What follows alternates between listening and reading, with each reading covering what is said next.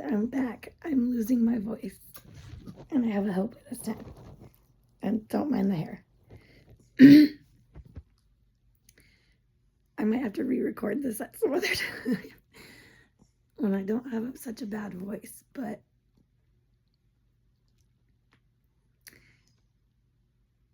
I've been thinking all night whether I want to talk about this or not. So if you saw the first video, I talked about my divorce and the process I'm going through right now and kind of what we went through.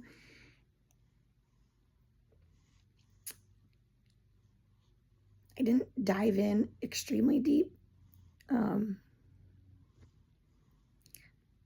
This part gets a little deep. I will give a trigger warning. There is self-harm and suicide talk. So if that's something that is not okay for you to watch, please don't. I don't want anybody to suffer. I want people to learn from this or maybe see it and help them stay one more day. I don't take mental health lightly. I don't think it's a joke. I've struggled with my mind since I was a teenager, really. Been on medication since I was a teenager. I don't want to say I'm suicidal. For me, it's self-harm. And I don't know if it has to do with what mental condition I'm diagnosed with, which is BPD, or borderline personality disorder. I want to think that's where it comes from. Just the need to self-harm, the need to hurt myself. And in my mind, when I do it, it's to get my mind off of whatever's causing me to go into this panic attack. Usually it's during a panic attack, because this Brittany wouldn't do that. And I can tell you, I have never wanted to die. I've never tried to end my life. I would have thoughts here and there, intrusive thoughts of, what if I drove off the edge of this road right now? Like stupid intrusive thoughts. But especially since having kids, no way. But self-harm, on the other hand, they go hand in hand, and one isn't worse than the other. They're both ways for people who are also in the poor mental health community. For some of us, that's the option we choose to cope. Sadly, a lot of people lose their lives thinking that's the only way to cope. So if you're seeing this and you're going down that road, or you've been down that road, I'm glad you're still here. You need to still be here. You're an awesome person. I bet you $10. You're an awesome person. You're stronger than you think.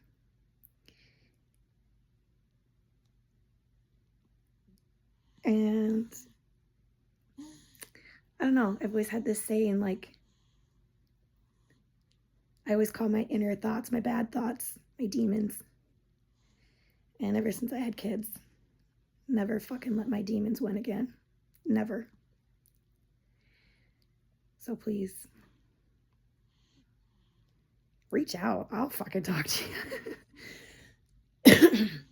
But the reason I'm talking about this, oh my gosh, in correlation with my divorce and that whole story is because during it, for the first time in a really, really, really long time, I had an episode. I don't know if that's what you want to call it. Like I did want to harm myself, and I did. I don't want to say because of what was going on, but I think that definitely triggered it. And I'm going to talk about my husband and his, role, or like how he plays a part in this whole story I'm about to tell you. I'm not trying to make him look like a bad guy. He's not the villain. He's not insensitive. I'm not trying to make him look bad. He just deals with these kind of things differently. He was in the military, so he lost a lot of buddies, so he doesn't take it lightly either. And I knew that. Obviously, after 9 years, I know that. And I had told him when I was a kid I struggled with it, and I had done it. For me, it was cutting of my arms, like on the inside right there. That's when my parents kind of started to notice, but I had told him about that before, and during my affair, I was working for a really well-known steakhouse company. We'll just leave it at that. And I was training, and at the training store is where I met the person that I had my affair with. Well, when I got back to my store, my boss was actually really good friends with her. And of course, she got let go. So right there, I just made enemies. So my life was hell for this whole year, just hell. She didn't like me. Nothing I did was right. And I've managed restaurants before, like a lot. And I was just an assistant manager. It's not like I was running the show. She was. So I just couldn't believe that I wasn't doing anything right, But after being told that so many times, you're going to start to believe it. So I got into like a really dark place at this time. And I was trying to talk to him about it. And, I said, I don't really want to get up in the morning anymore. I don't want to get up and go to shifts. I don't want to get up, period. I don't want to wake up ever again. Like, I made comments like that, and I think that really took a toll on him. Like, during the time, of course, he, did anything and everything he could to, in his way, support me and get me through that. And I'm not saying he didn't, but like I said before, he handles things a lot differently than most, or like I do. I had many talks with him about quitting that job. Now, the reason I went to this job, I left a graphic design career that I loved very much.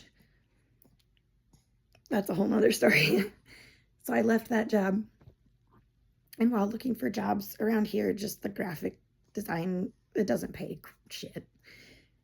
So I looked into jobs with my other background, which is restaurants and managing restaurants and bars.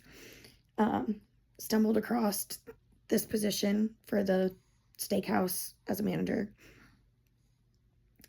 And it was everything we needed. It was the money that we needed, like the salary, and then the potential for bonuses. It was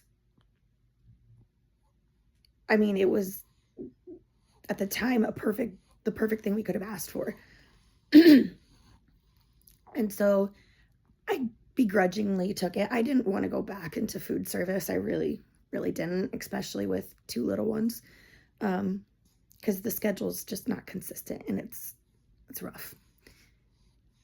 I didn't, but I did it for my kids and for my husband, because I knew how important this was, like how excited he was, not only for me, but for our family, to be bringing in that kind of income.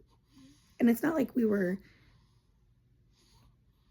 not able to pay bills and living paycheck to paycheck, but this world's shit right now. And obviously the more money you can make, the better, you know, and him not being the only person bringing in a significant amount helps a lot.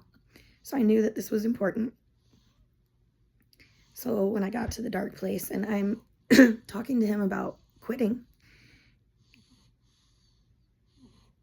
he was very against it. And we had long talks about it, and it would usually end up with me in tears and him mad. For me, my mental health was more important than money. For him, it wasn't that my mental health wasn't worth it. It's, for him, it's more of seen as like a selfish choice, a selfish choice to choose to do something else, knowing full well it's going to be a lot less money, and doing that to our family, when I could just stick it out and do this, you know, for the time being. And I told him I understood. It made sense. Like, I get it, but I'm not trying to be selfish here. I'm trying to stay alive another day for my kids, and I can't do it working here. So eventually we find myself a new job with more than just that. We'll say that. But so you come to our divorce, well, what started in January, February is where I lost my shit. I don't know what happened. I've never had this happen to me before. I've never experienced this before, but we obviously had been not fighting, but we weren't in a healthy spot for like a good month and a half now. And so every time we talked, it just felt like it was the same thing over and over and over again. And it was, I mean, it literally was. It was the same conversation on repeat about everything I've done wrong over the last 9 years. And again, I don't want to make him look like a bad person, because I would be frustrated too if I were in his shoes, you know, and especially after the affair. And then just, I get it. I get where he's coming from, but I'm also an empath. So a lot of people are like, fuck that. But so one day I called him in the afternoon. He's at work. And we start talking about everything. And he gets into his usual speech of, this is why we're here. It's like your fault. And then I call it the list. Just lists off things. And I don't know, my brain just snapped. I got off the phone with him. I'm crying hysterically, because he had a phone call from my dad, actually. So I got off the phone with him, and I'm crying hysterically, and that turns into a panic attack. And when I have panic attacks, I have some medication that I can take, and it kicks in pretty quickly. And it takes me from 100 way back down real quick, and it's helpful. It's a nice tool to be able to have, especially with children. Like, I don't want them to see me like that. So really the only person I do let see me like that is my husband. And so this panic attack, for some reason, I just sat on the edge of my bed and I didn't go get a pill. I don't know why. It was literally right there in the bathroom. Like, it's not like I was far away from it. And I let it spiral. I let it spin out of control. And at some point, I wasn't the one controlling my body anymore. It was like was like, you know how you play The Sims and you're controlling another person? That's what it was like. It was like I was looking at myself, but my panic attacked self was the one controlling the body, not me. So, and of course, at the time, this is all looking back at it now. I'm in a very, very bad panic attack. I'm pacing our bedroom. And like I said, my husband was in the military, so he has this combat knife. And he had it on our dresser because we had just used it for cutting out Valentine's Day boxes, like for the hole. And so it was just sitting on the dresser. And for some reason, as I'm pacing, I see it and I'm just like, that's my answer. I can't tell you why or what the fuck I think that was going to solve. I can tell you why I think I did it here at the end. So I take the knife and I go into our bathroom and I sit on the floor and I try and I try and I try, but I just can't do it. I keep chickening out. And then I'm just screaming, I can't even do this right. Mind you, I'm pregnant with this one at this time. I'm like 5 months pregnant. So I do what I always do, and I reached out to my husband, and I texted him, and I said, can you please come home? I'm having a really bad panic attack. And he thought it was just the regular schmegular, what he's dealt with before. He was like, I cannot leave right now. Give me 10 minutes, and then I can head that way. And I texted him back, and I said, I don't think you understand. I want to hurt myself. And I tell you, when I've never heard that man got home so fast. I literally heard his car pull into the driveway because it, like the time, he was home so fast and ran up to the bathroom. And I had the knife to my arm and I couldn't make the motion, like the slicing motion. I couldn't actually do it, but I was pressing the blade into my arm, so it was still making a wound. I was pushing hard enough to draw blood and hurt myself the way I was wanting to without having to actually do that. And I was home alone. My kids were not around. I don't want, like, if they had been home, this wouldn't have happened. But I was home alone. And yes, I was pregnant and I should have thought about that, but this panic attack took over, y'all. It was bad. And this next part, I don't want you to think any less of him either. Again, he's just handles things differently, for lots of reasons. I'm on the bathroom floor bawling my eyes out with his combat knife to my arm. And I hear him walking up the stairs and he's going, Brittany, Brittany, Brittany. And as he walks into our bedroom and then like into the bathroom, he's holding his phone out like he's recording or taking a picture. And I was like, what the fuck are you doing? In my head. And he is pointing his phone at me like he's doing one of those two things or both. And he says, get the fuck off the floor. And I didn't move. I this froze me at this point. And he goes, give me the knife. And so I scooted over to him and he said, now stand the fuck up. And I didn't. I just backed myself into a corner and started shaking. I don't think he knew where I was at, like mentally, because honestly, he had never seen one of these before from me. And he struggles with PTSD, so it's not like he doesn't understand severity of things and, your struggle. So I just don't think he had ever seen me like this. So he didn't fully come to realize it until a little later here in the story. I'm trying to make this quick, but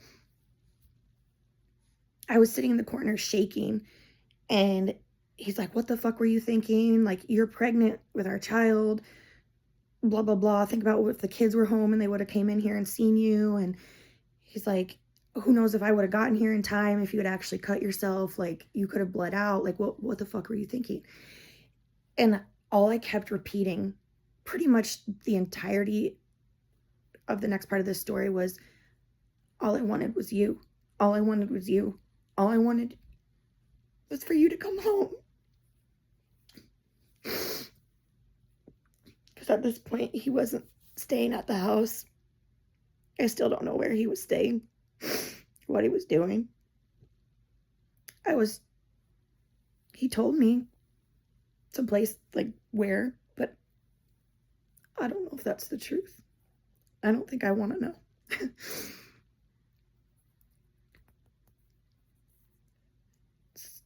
So he gets me up off the floor, and he's still being, sergeant, yelling at me.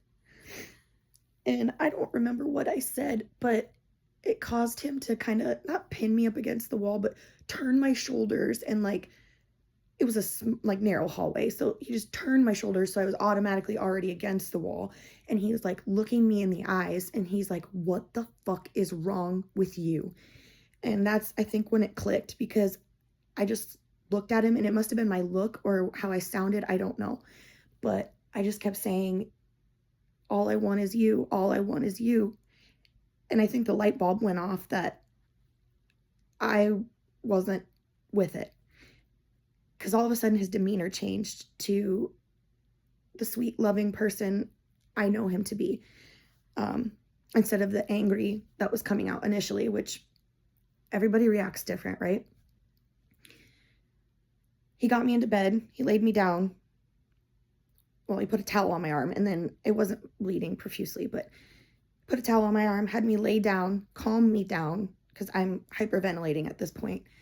And he goes, I don't know what to do in this situation. He's like, I either need to call your parents and ask them what to do, or I need to call the cops and an ambulance. He's like, I don't know what to do. And I was like, no, you don't need to call any, like, at this point, I'm coming back down. I'm back in reality a little bit. And I'm like, no, don't call anybody. Like, I don't need any of that. All I need is you. All I've been saying is, all I need is you. I want you here. I want, like, just lay down with me. Just lay next to me and hold my hand. Like, that's all I wanted. And like I said before, looking back on it now, I think I know why I did it. I wanted his attention. And that's the only way my possessed brain thought I could get it. And it really was at the time. We were not in a good spot. He was ignoring me, and I just wanted him to come home. Now, was that the right answer? Fuck no. But it's the one I chose. And so he decides to call my dad after I beg him not to call anybody. And they come to the agreement that he needs to take me to the hospital. And I keep telling him he doesn't need to take me to the hospital. Well, long story short, he takes me to the hospital. And the whole way there, he was holding my hand. Because at this point, it wasn't for sure a divorce yet. Like, we were still doing things to try. And he hadn't for sure, said, I want a divorce, or filed paper. Like, at this point, it was a maybe. And I'm holding his hand, and all I remember saying over and over is, now you're really gonna leave me. And I wasn't wrong. It just took a while. I know this sounds crazy,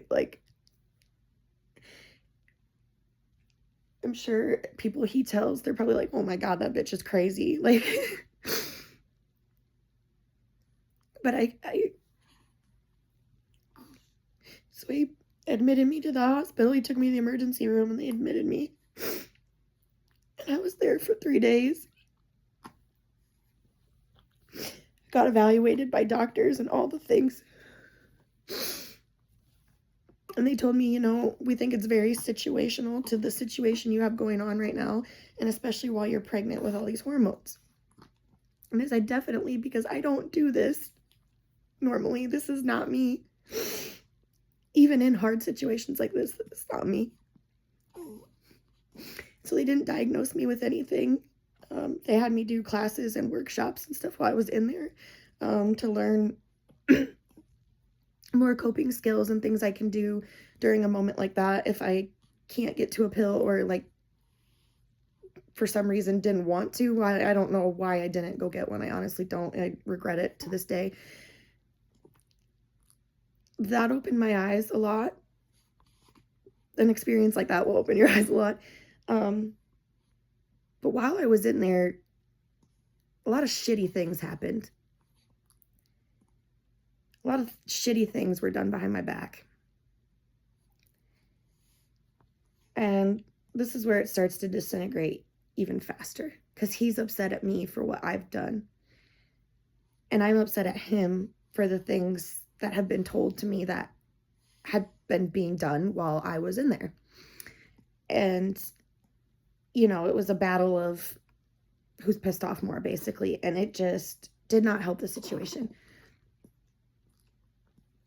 So it's making recovery really hard. The day he drove me home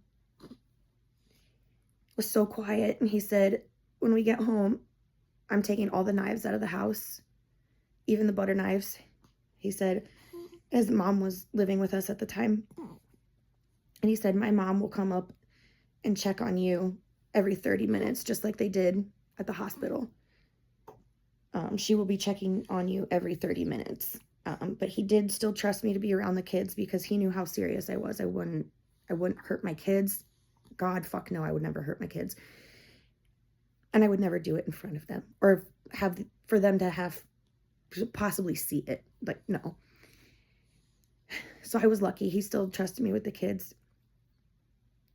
But I was checked on all the time. There was no knives in the house, you know, the whole nine. Come to find out, too, he had actually put up cameras in our bedroom and other places in the house and was keeping tabs on me, which I understand because that shit's scary probably when your pregnant wife does that. I don't know how I would handle it, but later down the road, the cameras get used for malicious purposes, and we'll go into that in another video, but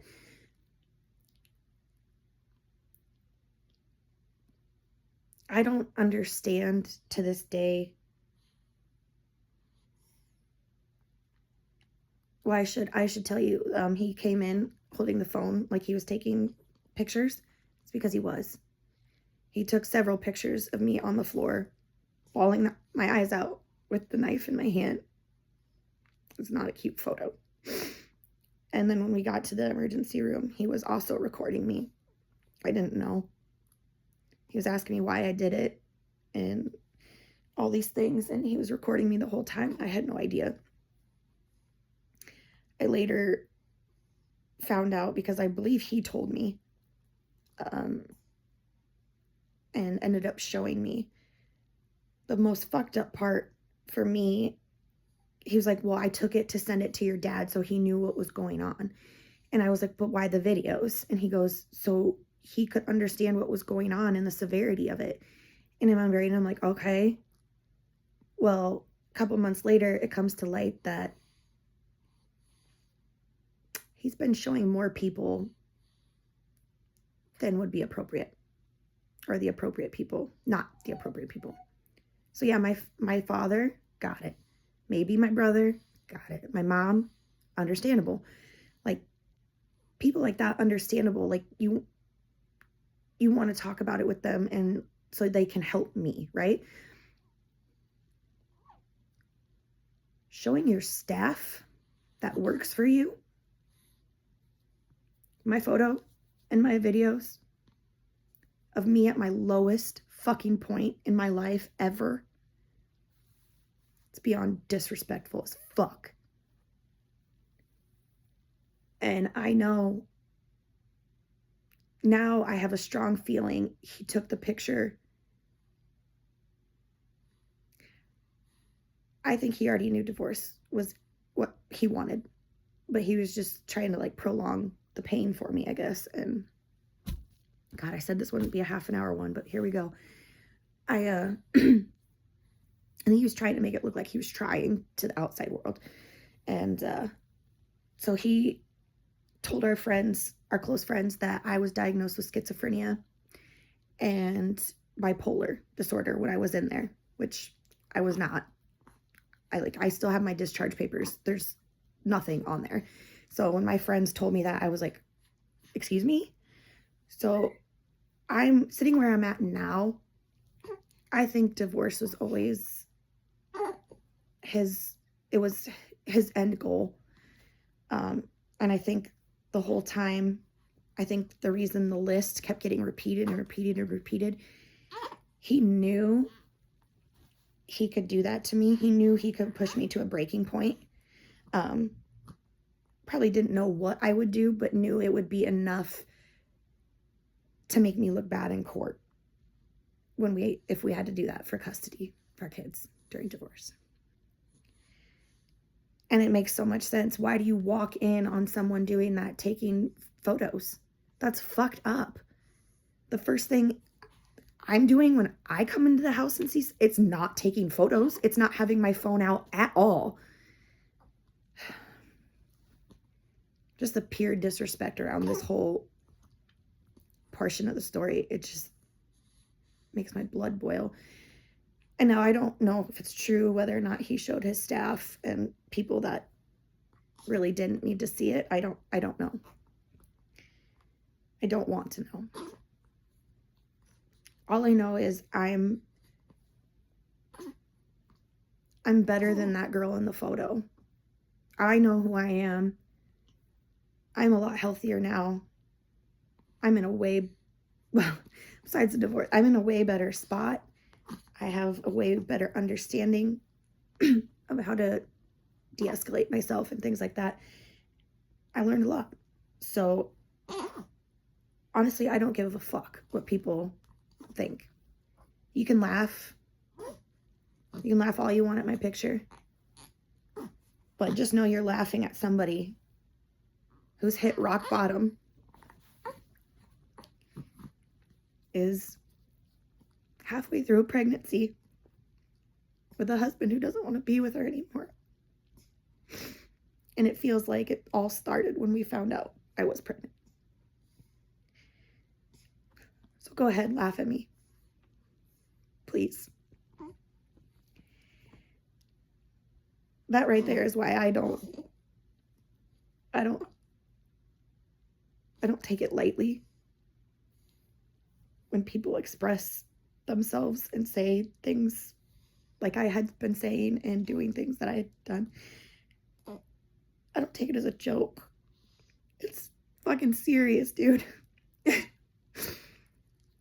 not funny. And I was definitely was not wanting attention. Like, yes, I wanted his attention, but I wasn't needing it from the outside world. I was just needing him to come home, and I wanted his attention to be on me because he had been ignoring me. We were the type of couple that texted constantly all day, or were on the phone, like all day, messages back and forth.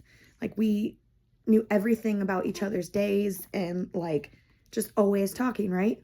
We went from that to ghost.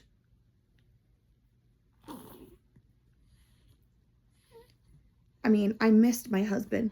He wasn't coming home at night. I wasn't getting to sleep in the same bed with him. It was just spiraling so fast. And what I did wasn't right. But at the time, it's how I chose to handle it. And I can't change that now. All I can do is learn from it, share my experience like I'm doing right now, so that others who struggle maybe can see that you're not alone. And it can even happen to a person like me who you would think has it all together. It just goes to show that you don't know what people are dealing with at home or in their minds. So again, please, if any of this sounds like what you've been going through and experiencing, or you know somebody that's been expressing or displaying these qualities of self-harm and suicide, there's hotlines, there's so many resources. Please reach out, even if it's just reaching out to a trusted friend in your worst moment, because that could save your life, you know. And no one deserves to feel that awful about themselves that they take their own life. They take themselves from this world. That's how useless they think they are. And I've been there. So please, if you or somebody you know is going through that, be there for them. Maybe just be there for them. Maybe just, you don't even have to talk to them. Maybe just sit in the room with them. Maybe that's all they want. Like, all I wanted was to hold his hand. Yeah, I made it too long again, but I knew this one was going to be hard to make. It's not easy to talk about. I'm not ashamed to talk about it and my struggles with it. I'm not, like, embarrassed. It's just, it's hard, you know? It's hard to say it out loud because it sounds awful.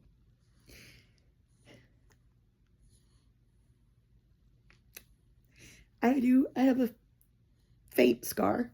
I'm okay. And I haven't done it since. I haven't wanted to since.